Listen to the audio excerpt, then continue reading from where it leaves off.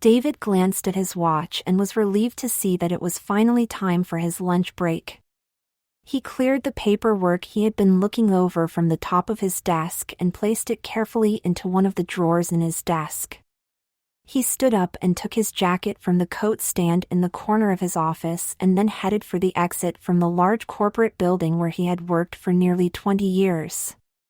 Once out on the street, he quickly headed for the large shopping center that was located close to his office.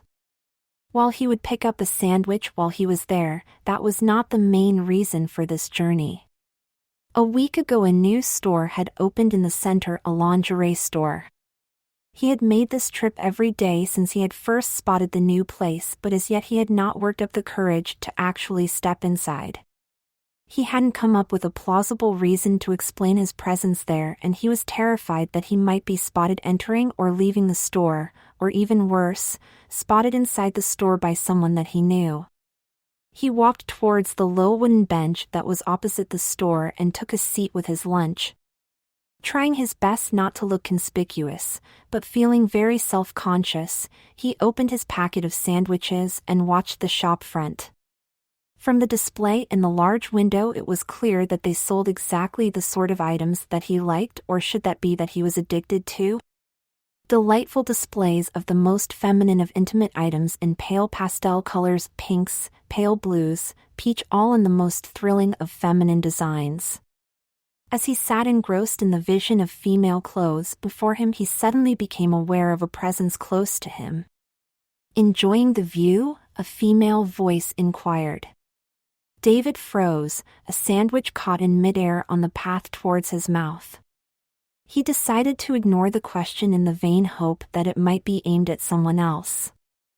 "I said, are you enjoying the view?" the strange voice, slightly louder and more insistent, repeated. He half turned, his cheeks burning with embarrassment, to see who it was who had found him out.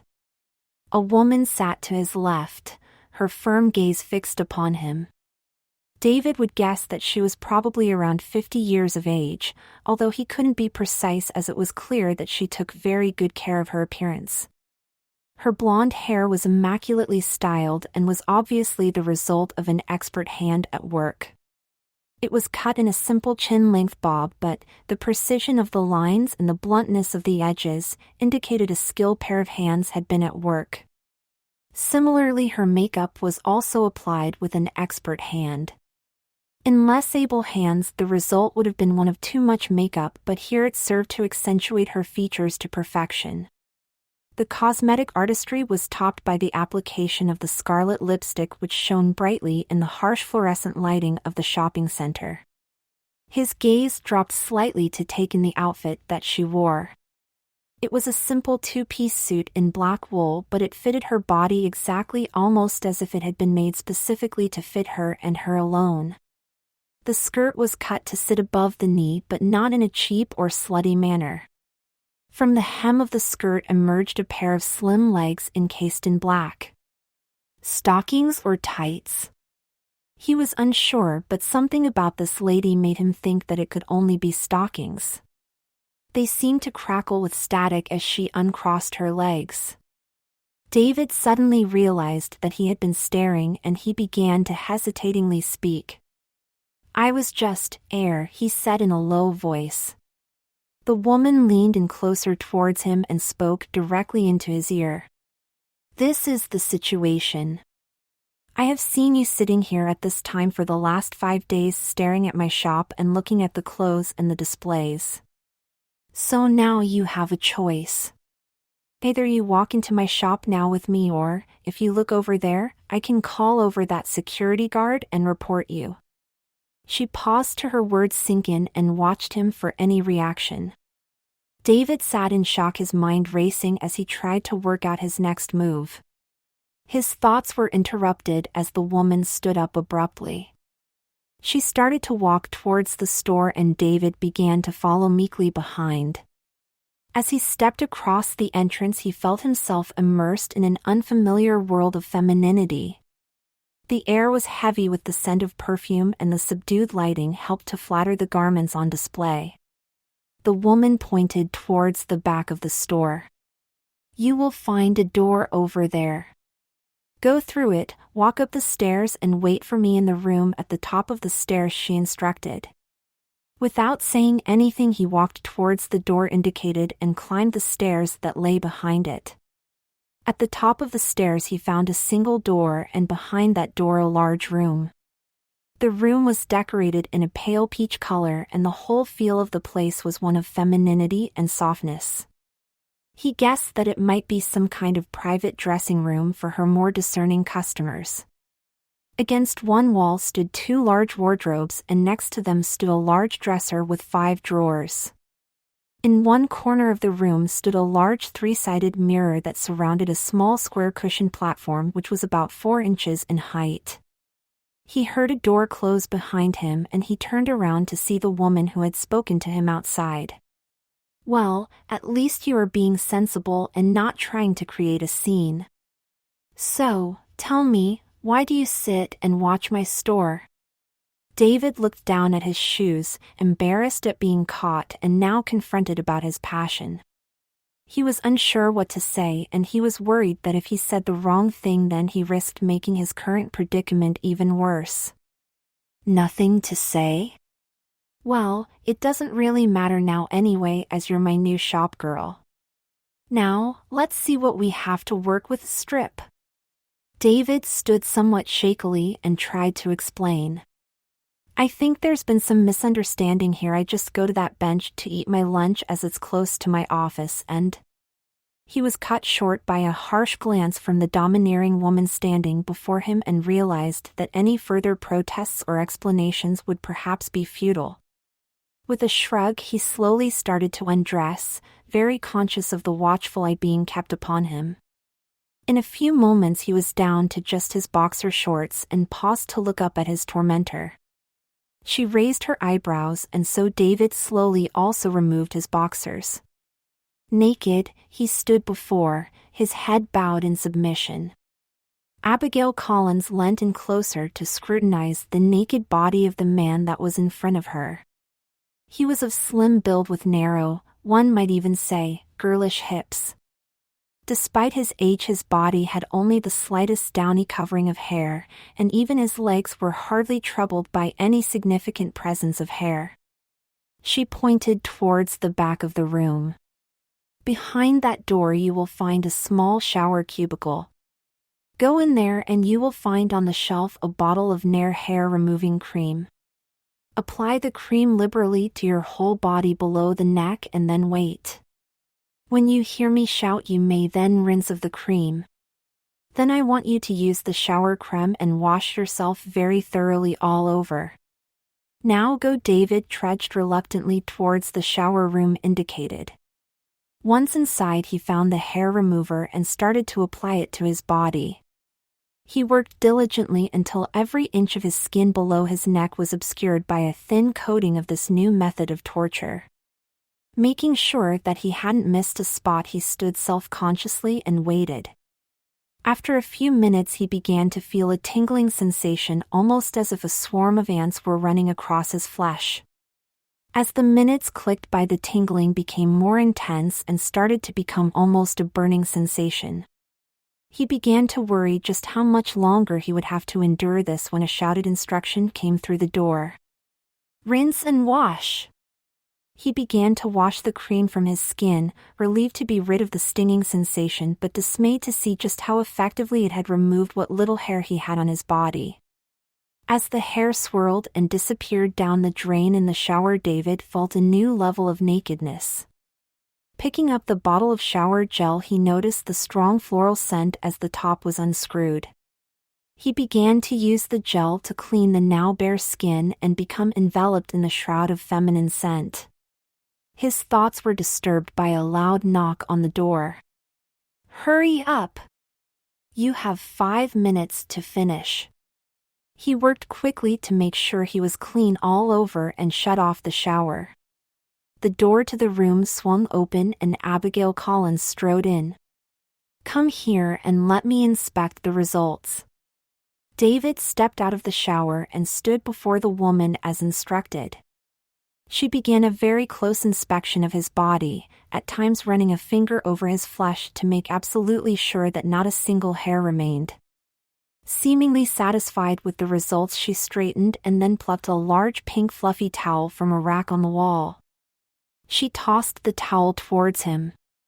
Dry yourself thoroughly, then apply the body spray all over yourself and make sure you're generous with the amount that you use. David was expected Abigail to leave, but she simply stood back to watch him. He used the pink towel to dry himself and then doused his body in a thick cloud of the body spray. He almost choked on the dense aroma that now clung to his own body, a heady and intoxicating mix of feminine scents. It was almost as if with the removal of his body hair, and then the application of shower gel and body spray, that he was being coated in layers of femininity. "Follow me," she instructed. Abigail walked back into the larger room and David followed behind, his head bowed. She pointed towards the low satin platform in the center of the room. He stepped up onto the indicated platform and stood nervously, uncertain of exactly what would happen next. "My name is Abigail Collins, but you will always address me as Ms. Collins. When I tell you to do something, you just do it immediately, no questions or any back chat, understood?" David nodded quickly, as he had a horrible feeling that there might be some unfortunate consequences if he stopped obeying this stern woman straight away. There was a knock at the door and a younger woman entered the room. She was around the age of 25, David thought, and also dressed in the same immaculate manner as Abigail. A white silk blouse was complemented by a black satin pencil skirt that fell an inch or so above her knees. From the hem of the skirt emerged a pair of slim legs encased in black silk stockings. On her feet she wore a pair of shiny black shoes with a 3-inch heel. Her makeup was also carefully applied and highlighted the finer attributes of her young complexion. The look was topped by straight black hair cut in a shoulder-length bob. In her arms she carried a number of items that even from across the room he could tell were female clothing. The girl walked across to where David stood on the small platform. "Thank you, Deborah," Abigail said. "I'd like you to meet our latest new girl who will be working in the store from now on." David felt himself blushing again as his so far private embarrassment was exposed to a wider audience. The girl stood looking at his naked body with a barely concealed smirk on her face. "She's quite a pretty little thing, isn't she?" she giggled. Abigail took the first item of clothing from the arms of her young, pretty assistant. It was a corset made of a heavy pink satin, a pale pink that just screamed femininity. The corset was decorated with rows of delicate white lace, and lace adornment continued along the shoulder straps and also along the garter straps that hung from the bottom edge of the corset. She wrapped the garment around David's body and slipped the shoulder straps across his shoulders. She then started to pull together the laces at the back of the corset. David felt the garment starting to tighten around his body as pressure was exerted on the strong laces. "Breathe in," Abigail commanded. David drew in a deep breath and then felt the corset tighten even more. "Again," she instructed. He breathed in again, and as he did so the corset gripped his body even tighter as the laces were pulled hard. Finally satisfied, Abigail tied the laces together at the back of the corset. "We'll leave it there for now, but it will be tighter tomorrow," and so on until you have a proper figure. David stood almost gasping on the platform, wondering how he could walk around all day when he was not able to breathe properly. Abigail now began to slide a pair of pale pink satin panties up his legs. They were the same color as the corset and they were also covered in layers and layers of white lace. They were cut quite high on his legs, fuller than a thong but not as full as French knickers. The fabric felt soft against his now hairless skin. Next, a pair of black silk stockings were rolled up his now hairless legs and attached to the garter straps hanging from the bottom of the corset. After checking that the stockings were pulled taut, Abigail watched as Deborah placed his feet into a pair of patent black leather shoes with a 3-inch heel. "Walk up and down the room a few times," Abigail commanded. David stepped down gingerly from the platform and began to totter along the length of the room. The heels left him feeling like he was balancing on a pair of stilts as wobbled along the carpet. "Yes," she pondered. "You will definitely need some practice in those, young lady. Now, Deborah, blouse and skirt please." The young assistant left the room briefly before returning with the garments requested. Draping the skirt over the back of a nearby chair, Deborah began to help David into the plain white blouse. It was made of heavily starched cotton and almost crackled as he put it on. The slim-cut sleeves each ended in a tight-fitting 4-inch long cuff embellished with a deep lace frill. The high collar of the blouse was also starched and finished in a lace frill around his neck. Deborah retrieved the black satin skirt. Unlike her own skirt, this one was cut to mini-skirt length and had a pleated design. She placed it around his waist and closed the side zip. David looked with horror at the skirt as he realized that it was so short that it only just covered his pink panties. But the slightest movement, thanks to the pleats, saw the skirt swirling around his thighs and lifting even higher. Abigail brought the chair over to where the now fully dressed David stood and indicated that he should sit down. He sat nervously in the chair, unsure about exactly what was going to happen next. A short pink plastic cape was fixed around his shoulders and tied tightly at the back of his neck. Abigail began to rake her sharp fingernails through his short hair. "Oh dear, there's not much I can do with this, is there?" she moaned. Deborah fetched the clippers, a razor and some shaving gel. After 30 minutes of clipping and shaving, Abigail wiped David's now bare scalp with a soft towel. She ran a finger over his scalp to make sure that not a single hair remained. Happy that all of his hair had been removed, Abigail passed a small mirror to Deborah to show the poor sissy the results of her work. He slumped even lower in the chair as he took in the radically altered image of himself that appeared in the mirror. Yet another step away from the person that he used to be. "Now, if you are a good girl and work hard in the shop and obey all of your orders, then I might think about letting you wear a nice wig in a couple of months' time. Privileges have to be earned, and the sooner you learn that, the easier things will be for you." David nodded in silent agreement. With each phase of his makeover, he had felt his spirit and resistance ebbing away, almost as if he was somewhere smaller. "The nails, Deborah," Abigail instructed. Deborah walked away and returned carrying a small case which she opened to reveal many little compartments and shelves.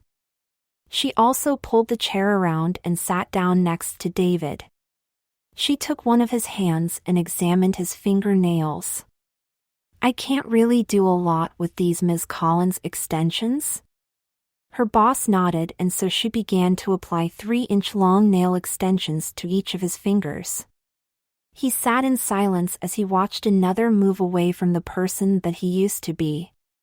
It was surprising how quickly his hands were altered to look almost like talons as the nail extensions were cemented to his own short nails. Once the extensions had been completed, Deborah took out a bottle of pale pink nail polish and began to apply a thick and very shiny coat to each of the false nails. While the polish was drying, she turned to begin working on his makeup. First, a thick base of foundation was liberally applied to his face to smooth out and hide any blemishes on his skin. Then blusher was applied to his cheekbones to add some definition to his face.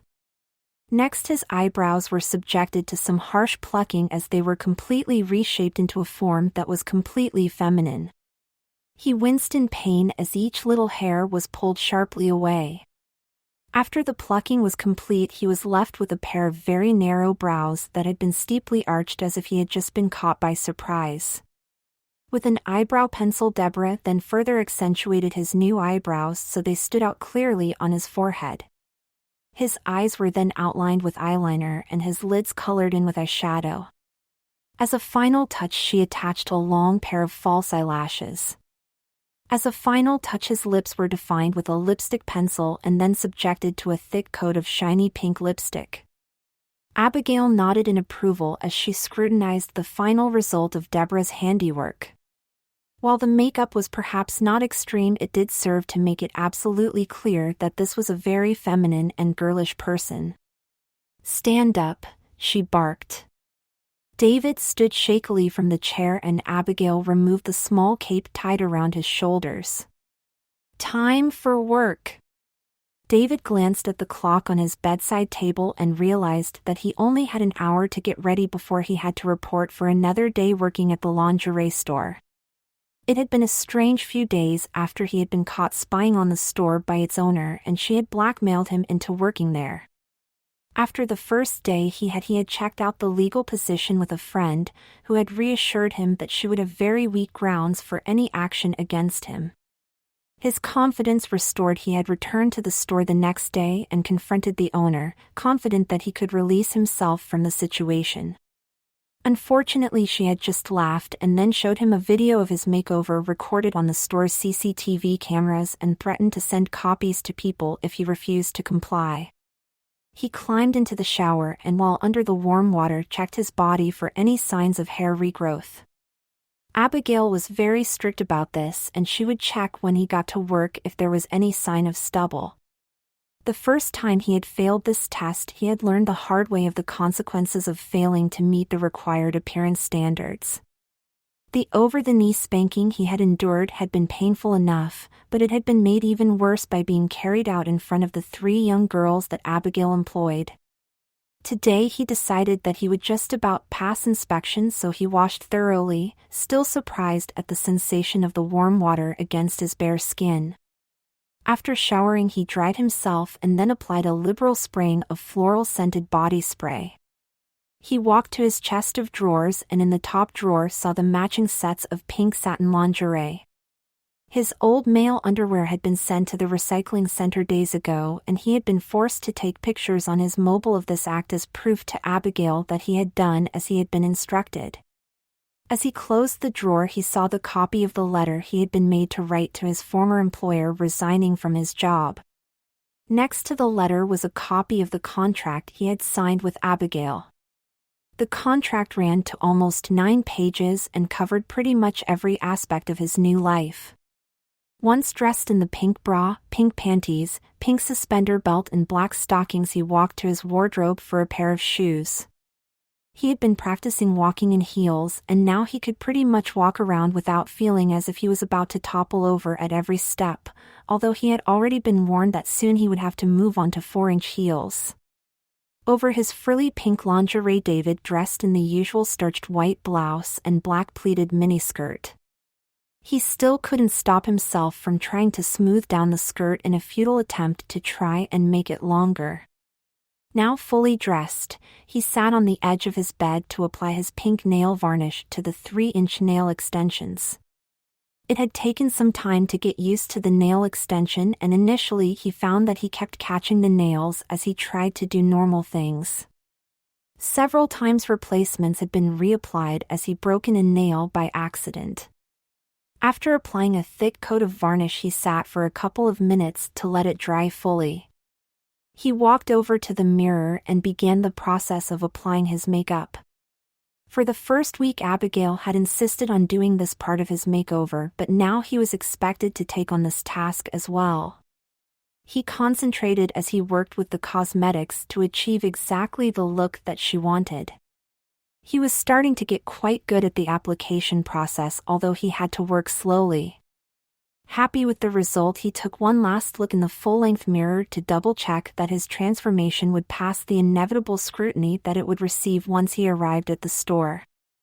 As a final touch, he picked up the new blonde wig that he had been given at the end of his first week. He had been told that it was a reward for his acceptance of his new role in life, and it would also make his appearance more acceptable with the store's customers. His scalp was of course still shaved, and once a week he was subjected to a reshaving, sat on a chair in the middle of the shop as the girls took turns in removing the stubble on his scalp. Abigail had explained that the bare scalp was an important reminder to him of his new subservient role, something which was reinforced by the weekly public shaving. After making sure that the wig was sitting correctly on his head, he retrieved the knee-length pink wool coat from the back of the door and left the store.